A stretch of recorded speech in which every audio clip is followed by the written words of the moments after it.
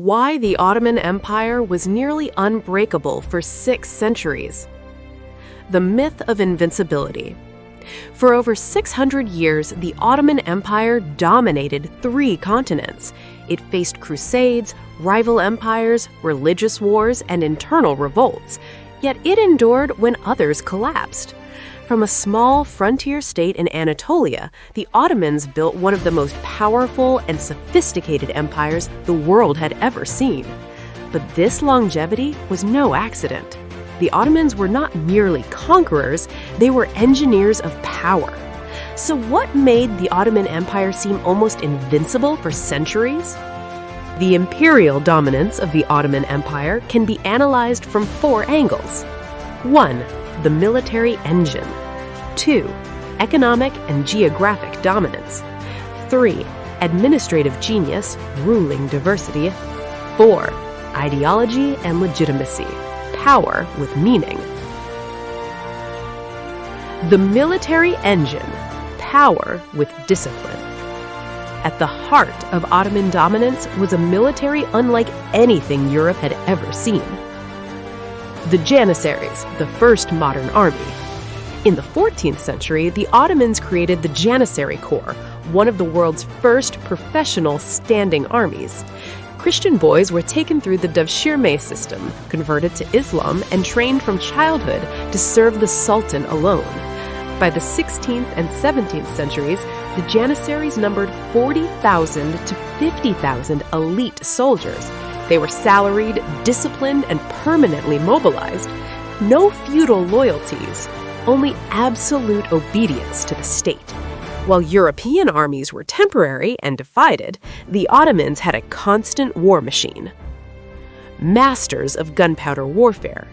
The Ottomans were early adopters of gunpowder technology, and they didn't hesitate to use it decisively. In 1453, during the siege of Constantinople, massive cannons built by the engineer Orban fired stone balls weighing over 1,200 pounds. Walls that had stood for 1,000 years were shattered.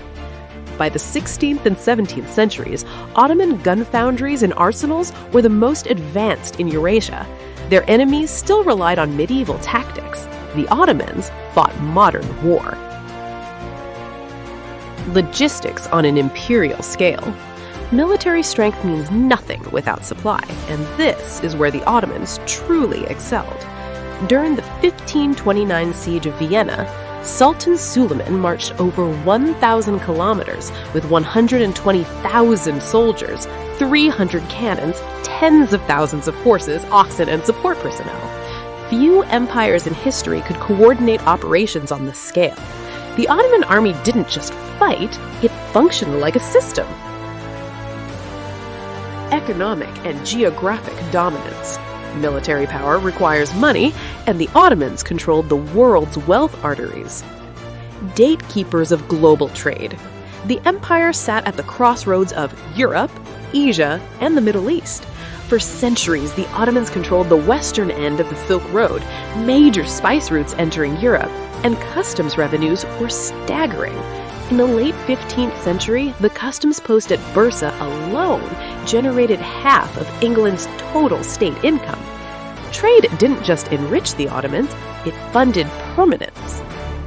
Agricultural superpower. The empire's core lands, Anatolia, the Balkans, and Egypt, were exceptionally fertile.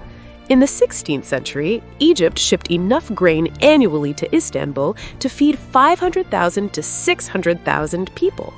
Food security meant stable cities, loyal populations, reliable armies. An empire that can feed itself does not easily fall. Unmatched state revenue. At its peak under the Sultan Suleiman the Magnificent, Ottoman annual revenue 8 to 10 million gold ducats.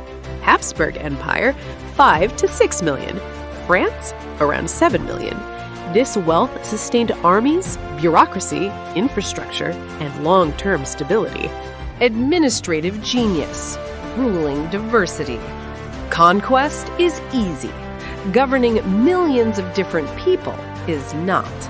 The Ottomans mastered administration. The millet system, power through tolerance. Christians, Jews, and Muslims lived under Ottoman rule. Instead of forcing uniformity, the empire allowed religious communities to govern themselves, their own courts, schools, and traditions. This millet system reduced rebellion and fostered loyalty. For many minorities, Ottoman rule was preferable to persecution elsewhere. Stability came not from fear, but from pragmatism. The Timar system, a self-funding army. Land was granted as timars to cavalry officers known as sipahi.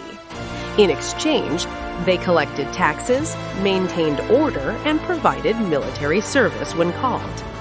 At its height, up to 100,000 cavalrymen, funded without draining the central treasury. The state expanded power without bankrupting itself. Merit over birth. Unlike Europe's hereditary nobility, the Ottomans built a meritocratic bureaucracy. Many grand viziers, the empire's most powerful officials, came from the divshirme system. Their loyalty was to the sultan, the state, not noble families. This prevented internal power struggles that destroyed many empires. Ideology and legitimacy. Power with meaning. Empires don't survive on force alone. They need belief. The Caliphate, divine authority. After conquering Egypt in 1517, the Ottoman Sultan claimed the title of Caliph. This made him successor to the Prophet Muhammad, leader of the global Muslim community, defender of Islam.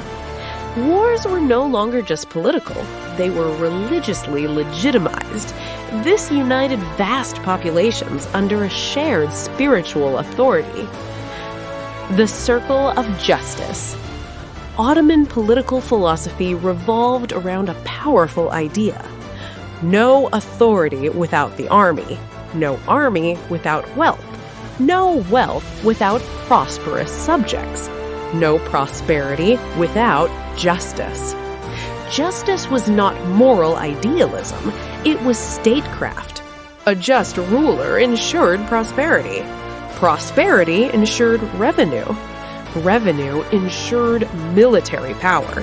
Military power ensured survival. Why the empire endured? The Ottoman Empire was not invincible because it never lost battles. It was invincible because it mastered military innovation, economic control, administrative intelligence, and ideological legitimacy. For 6 centuries, the Ottomans adapted when others stagnated. Empires fall when they stop evolving. The Ottomans lasted because for centuries, they never stopped learning how to rule.